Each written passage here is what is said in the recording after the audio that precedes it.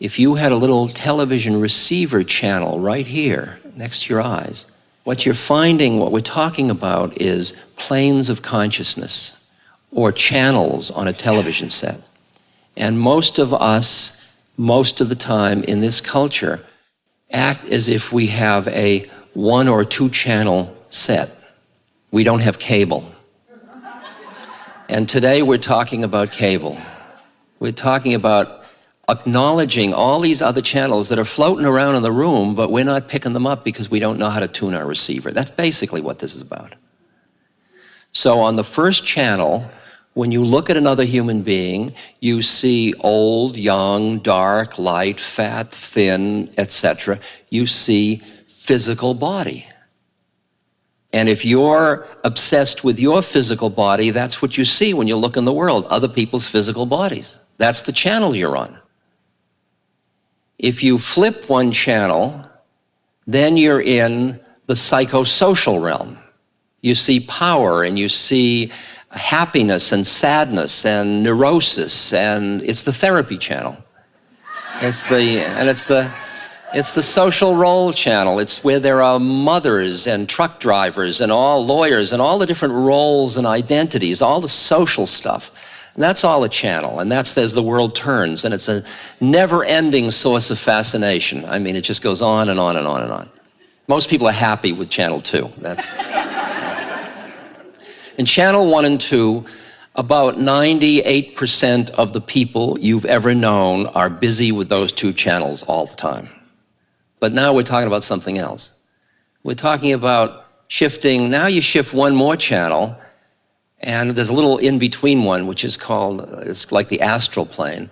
It's where you're dealing with archetypes, the Jungian archetypes. You're dealing with what's called astral or mythic roles and mythic identities. It's that sort of place where you see people in their mythos rather than in their personality structures.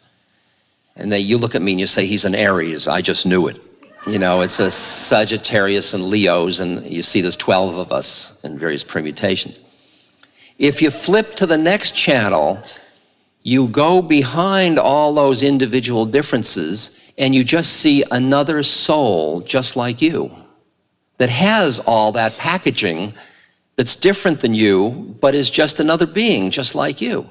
That's when you say, are you in there? I'm in here. How'd you get in that one? And you see all of the stuff of the personality and the astral and the mythic and the body and all of it as like packaging. And you see the spiritual individual entity. And just for fun, if you turn the channel once more, what it is it's looking at itself, looking at itself. There's only one of it. It's awareness aware of itself. And just to keep the Buddhists happy, you turn it once more and it all disappears, which is basically the one in itself. It's basically the one in itself, rather than looking at itself. Now, our predicament is that as long as you're on channel 1 and 2, you are afraid of death.